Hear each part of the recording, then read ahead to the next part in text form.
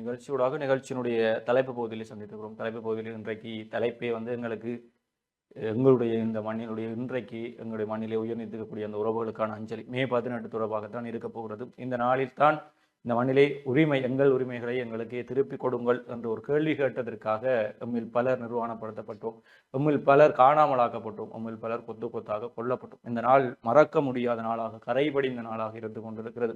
என்னதான் இனப்படுகொலை நடக்கவில்லை என்று உலக நாடுகளுக்கு கூறிக்கொண்டிருந்தாலும் உலக நாடுகள் எல்லாமே சேர்ந்து மூடி மறைக்க நினைத்தாலும் பலி சுமந்த எங்களுக்கு தான் தெரியும் என்னென்ன நடந்திருக்கிறது. இந்த நாளில் தான் எம்மவர்கள் காரணமே இன்றி பலர் கொல்லப்பட்டார்கள். பால் குடிக்கின்ற குழந்தையாக இருக்கட்டும், வயது வந்த பெண்களாக இருக்கட்டும், முதியவர்களாக இருக்கட்டும், எல்லாருமே இரத்த வெள்ளத்திலே மிதந்திருக்கக்கூடிய நாட்களாக இருக்கிறது. இன்றைக்கு பலரும் யோசிக்கலாம், என்ன இவர்கள் தொடர்ச்சியாக இவ்வாறான விடயங்களை பேசிக் கொண்டிருக்கிறார்கள். எங்களுடைய சிறு வயது அப்படித்தான் இருந்தது. பலர் இங்கே இருக்கக்கூடிய சிறுவர்கள் உங்களுடைய சிறு பிராயம் விளையாட்டு சாமான்கள் விளையாடுனதோ அல்லது கிரிக்கெட் விளையாடுனதோ அல்லது நண்பர்களோடு விளையாடியதாக இருந்தால் எங்களுடைய சிறு வயதுகள் இவ்வாறாகத்தான் இருந்தது. குண்டு மலைகள், குண்டு சத்தங்கள்லாம் எங்களுக்கு தாளாட்டுகளாகவே இருந்தது. இரத்த வாடைகள்லாம் எங்களுக்கு நறுமணங்களாக இருந்தது. பாலினுடைய வெண்மைத்தன்மையை பார்த்த விட பாலிற்கு பக்கத்தில் கலந்து வடியக்கூடிய இந்த இரத்தத்தினுடைய கரைகளை பார்த்துதான் அதிகமாக இருந்தது. பதுங்கு குழிகள்லாம் எங்களுடைய விளையாட்டு திடல்களாகவே இருந்தது. இன்றைக்கு நீங்கள் வாயிலே வைக்க முடியாமல் கூறக்கூடிய இந்த உணவு முள்ளிவாய்க்கால் கஞ்சி தான் எங்களுக்கு இறுதி நேரத்திலே பசி தீர்த்ததாக இருந்தது. அந்த கஞ்சிக்காக லைனிலே நின்று வஞ்சிக்கப்பட்டவர்கள் பலரும் இருக்கிறார். அப்படிப்பட்ட வாழ்க்கை வாழ்ந்து அடிமனதிலே காயங்களோடு வாழக்கூடிய எங்களுக்கெல்லாம் இந்த காலங்கள் வரும்பொழுது அவை தானாகவே பேரிட்டு வெளியிலே வரக்கூடியதாக இருக்கிறது. 16 வருடங்கள் தாண்டியும் இன்னும் அவை எங்களுடைய மனதிலே இருக்கிறது என்றால் அவை எவ்வாறு எங்களுடைய எங்களை ஊடுருவி இருக்கு நினைத்து பாருங்கள். அப்ப 2009 என்னும் பொழுது ஒரு 11 வயது தான் எனக்கு இருந்திருக்கு. 2008 இறுதி ஸ்காலர்ஷிப். அப்ப அந்த காலத்தில் நடைபெற்ற இன்றைக்கு வரைக்கும் இப்போ பார்த்தாலும் அது ஒரு படமாக காட்டக்கூடிய அளவுக்கு இருக்கிறது என்றால் சுமந்திருக்கக்கூடிய வழிகள் அந்த அளவுக்கு இருக்கிறது என்னும் பொழுது அந்த இறுதி யுத்தத்திலேயே உயிர் நீத்திருக்கக்கூடிய அத்தனை மக்களுடைய ஆத்மா சாந்திக்காக நாங்கள் அத்தனை பேரும் பிரார்த்திக்க வேண்டி இருக்கிறது. அவர்கள் நிம்மதியாக தங்களுக்கு நடந்திருக்கக்கூடிய கொடுமைகள், வன்முறைகள் எல்லாவற்றையுமே மறந்து அவர்கள் நிம்மதியாக அவர்களுடைய ஆத்மாக்கள் சாந்தி அடையட்டும். அதற்கான ஆயத்த பணிகளும் முள்ளிவாய்க்கால் திட்டத்தில் இன்றைக்கு மேற்கொள்ளப்பட்டிருக்கிறது. குறிப்பாக முள்ளிவாய்க்கால் கடற்கரை பகுதியிலே இந்த உயிர் நீத்திருக்கக்கூடிய ஆத்மாக்களுக்கான பிதிர்க்கடன் செய்யும் நிகழ்வுகள் ஏற்பாடு செய்யப்பட்டிருக்கிறது. கடந்த வருடம் கூட அதுவும் தமிழிலே பிதிர்க்கடன் செய்யும் முறைமைகள்லாம் நாங்கள் பின்பற்ற வருகிறது. அது இந்த முறையும் அதற்கான வேலைகள் அமைக்கப்பட்டிருக்கு. எனவே அந்த ஆத்மாக்களுக்கு பிதிர்க்கடன் செய்ய விரும்புவர்கள் நீங்களும் பிதிர்க்கடன்களை செய்து அந்த ஆத்மாக்கள் சாந்தி அடைவதற்கு இறைவனை நாங்களும் பிரார்த்தித்துக் கொள்வோம். அதை தாண்டி காலை வேளையிலே இந்த சுடரேற்றி அகவணக்கம் செலுத்தும் நிகழ்வுகளும் இடம்பெற்றிருக்கு. அதே போல யாழ்ப்பாண பல்கலைக்கழகத்தினுடைய மாணவர் ஒன்றியமும் இதற்கான அழைப்பை ஒன்றை விடுத்திருக்கிறார்கள். அதே போல எல்லா இடங்களிலுமே இந்த விடயங்கள் பேசு பொருளாக இருக்கும்போது நாங்களும் எங்களால் அந்த இடங்களுக்கு சென்று அவர்களுக்கு நினைவஞ்சலிகள் அல்லது இறைவனை வழிபட முடியாவிட்டாலும் இன்றைய தினம் ஒருவேளை ஆலயங்களுக்கு சென்றால் அல்லது வீட்டிலே விளக்கேற்றும் பொழுது இது ஒருவான விடயங்கள் அல்லது அந்த இறந்திருக்கக்கூடிய ஆத்மாக்களுக்காக நாங்களும் எங்களுடைய அடிமனத்திலே அல்லது எங்களுடைய அகத்திலே அவர்களுக்காக ஒரு நிமிடம் அஞ்சலி செலுத்தி அந்த ஆத்மாக்கள் ஆத்மா சாந்தி அடையட்டும் என்று இறைவனை பிரார்த்தித்துக் கொள்வோம் என்பதையும் நாங்களும் இந்த நிகழ்ச்சியூடாக உங்களிடம் தயவு கொண்டு கேட்கக்கூடியதாக இருக்கிறது. எனவே இன்றைக்கு உலகவாழ் தமிழர்கள் அத்தனை பேருடைய வாழ்வியலையுமே கருப்பு நாளாக இன்றைய நாள் இருக்க போகுது. ஒரு கணம் அந்த யுத்தத்திலே இருந்தவர்களுக்கு தான் தெரிந்திருக்கும் அந்த யுத்தம் ஒவ்வொரு கொடிய வழிகளை எங்களுக்கு கொடுத்திருக்கும். உலகத்திலேயே தடை செய்யப்பட்ட எல்லா விடயங்களும் தாராளமாக அந்த இடங்களிலே பிரயோகிக்கப்பட்டு அது கொத்துக்குண்டாக இருக்கட்டும், ரசாயன ஆயுதங்களாக இருக்கட்டும் என்றும் அல்லது ஒருவேளை மருந்து இல்லாமல் மயக்க மருந்து இல்லாமல் அறுவை சிகிச்சை செய்தவர்களை பார்க்கக்கூடியதாக இருந்தது. கண்முன்னே தன்னுடைய கால் வெட்டி அகற்றப்படுவதை வலியோடு கண்முன்னே ஒருவன் பார்த்து கொண்டிருக்கக்கூடிய அளவிற்கு அறுவை சிகிச்சைகள் நடைபெற்றதாக இருந்தது. மருந்துகள் இல்லாமல் பக்கத்தில் இருக்கக்கூடியவர்களுடைய வேட்டிகள் சேலைகளை கிழித்து அறுத்து அவற்றை மருந்துக்கு காயங்களுக்கு இரத்தத்தை கட்டுப்படுத்துவதாக கட்டியிருக்கக்கூடிய பல்வேறு மருத்துவர்களை பார்த்திருக்கிறோம்.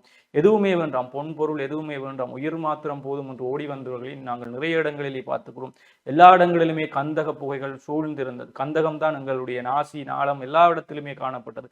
அப்படியான ஒரு வாழ்வியலை வாழ்ந்திருக்கக்கூடிய இந்த நாள் நினைத்து பார்க்க முடியாது, எந்த இனத்தாலும் நினைத்து பார்க்க முடியாது. இன்றைக்கு உலக நாடுகளே இந்த பலஸ்தீனம் இஸ்ரேல் இந்த போர்களை பற்றி பேசிக் கொண்டிருந்தாலும் உலக நாடுகளே ஒன்றாக சேர்ந்து வஞ்சித்திருக்கக்கூடிய ஒரு இனமாக நாங்கள் இருக்கிறோம். எத்தனையோ நாடுகளிடம் கோரிக்கைகளை முன்வைத்தோம், யுத்தத்தை நிறுத்திக் கொள்ளுங்கள், அது அப்பாவி மக்களையாவது வெளியேற்றிக் கொள்ளுங்கள். யாருமே திரும்பி பார்க்கவில்லை, இன்றைக்கு வரைக்கும் திரும்பி பார்க்கவில்லை. உலக அளவிலே வஞ்சிக்கப்பட்டு கொண்டு இருக்கும். தமிழனுடைய சாபக்கேடு அதுவாகத்தான் இருந்து கொண்டிருக்கிறது. எத்தனை காலம் சென்றாலும் வஞ்சிக்கப்பட்டு கொண்டேதான் இருக்கிறோம் என்பது எங்களுக்கு இருக்கக்கூடிய சாபக்கேடாக இருந்தாலும் என்னதான் நாங்கள் வஞ்சிக்கப்பட்டாலும் இன்றைக்கு இந்த இனம் மெல்ல மெல்ல தலைக்க ஆரம்பிக்கப்பட்டிருக்க விதைத்த இடங்களில் இருந்து மெல்ல முளைத்து இன்றைக்கு நாங்கள் தலைத்து நிமிர ஆரம்பித்திருக்கிறோம். அதனுடைய அறிகுறிகளை புலம்பெயர் தேசங்களிலே பார்க்கக்கூடியதாக இருக்கிறது. எங்கள் தேசங்களிலும் பார்க்கக்கூடியதாக இருக்கிறது.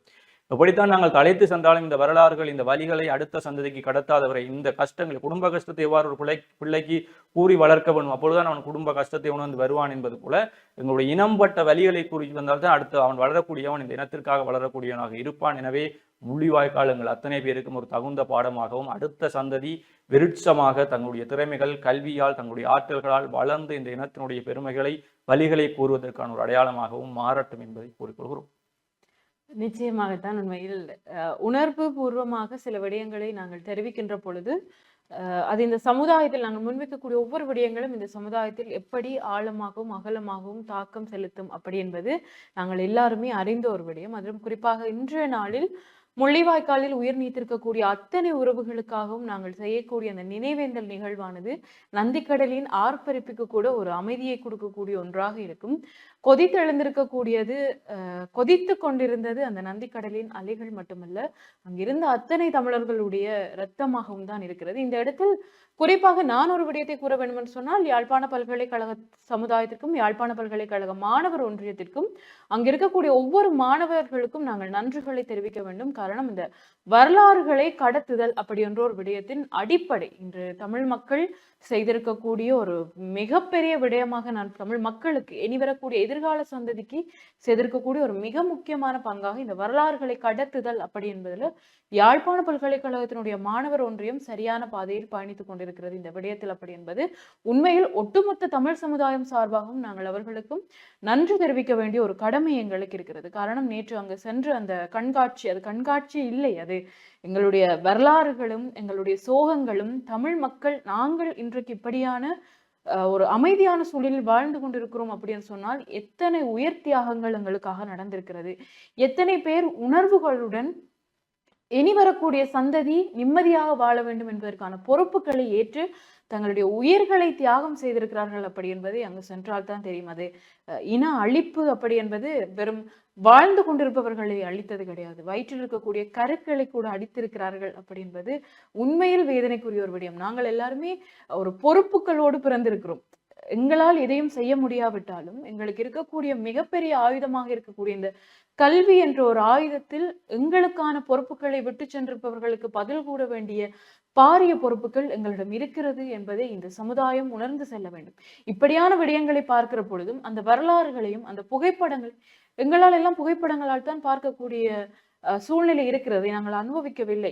ஒரு 2000த்திற்கு பிறகு பிறந்த பிள்ளைகள், அதிலும் குறிப்பாக யாழ்ப்பாணத்தில் பிறந்து வளர்ந்தவர்களுக்கு இது தெரியாது. இப்படி இருக்கக்குள்ள இதுதான் உன்னுடைய வரலாறு, இப்படித்தான் தமிழன் வாழ்ந்திருக்கிறான், தமிழனுடைய வாழ்க்கை, எங்களுக்கு முன்னர் வாழ்ந்தவர்களுடைய வாழ்க்கை இப்படித்தான் இருக்கிறது. பல பிணங்கள் இன்றைக்கு நாங்கள் வீட்டில் ஒருவர் இறந்து விட்டால் அவர்களுக்கு எப்படியான கிரிகைகள் எல்லாம் செய்து அவர்களுடைய ஆத்மா சாந்தி அடைய வேண்டும் என்று பிரார்த்தனைகளை செய்கிறோம். ஆனால் எத்தனையோ உயிர்கள் கிரியைகள் இன்றி அவலச்சாவுகளை சந்தித்து அந்த பூத உடல்களை கடந்து தங்களுடைய உயிர்களை காப்பாற்றிக் கொள்ள வேண்டும் என்ற ஒரு அபாவுடன் அந்த கடலை கடந்து வந்திருக்கக்கூடிய எத்தனை மனிதர்களுடன் நாங்கள் வாழ்ந்து கொண்டிருக்கிறோம் என்பதும் உண்மையில் ஏதோ ஒரு வகையில் நாங்கள் யாருக்கோ நன்றி கடன் பட்டிருக்கிறோம் அப்படி என்பதுதான் உண்மையான ஒரு விடயம். இன்று ஒரு சமூக வலைத்தளம் ஒன்றில் ஒருவருடைய அந்த இறுதியாக கடந்து வந்த குடும்பத்தின் ஒரு வழிகளை நான் பார்க்கக்கூடியதாக இருந்தது. அதில் அந்த நேரத்தில் அவர்களுக்கு நகைகள் பெரிதாக தெரியவில்லை, கண்ணெதிரே பல பணங்கள் எரிக்கப்பட்டு கொண்டிருந்தது,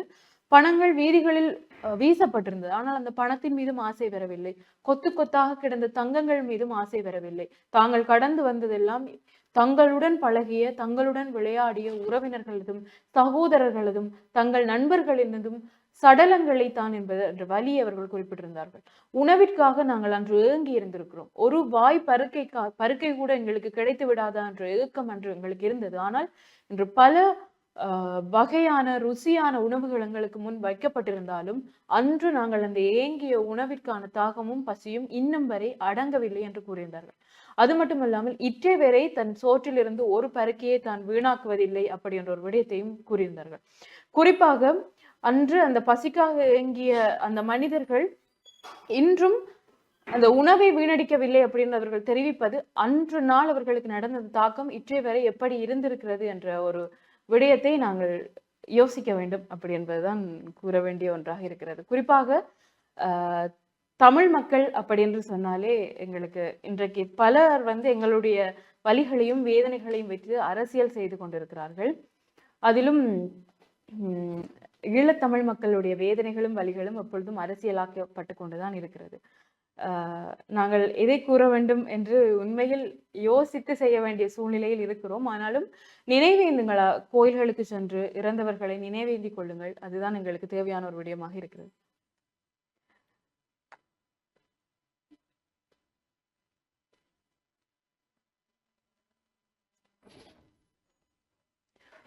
இப்படியான சில விடயங்களை நாங்கள் இன்றைய நாளில் உண்மையில் எதை நாங்கள் பேசுவதென்று தெரியவில்லை. சில விடயங்கள் எங்களுடைய உணர்வுகள் சார்ந்தது.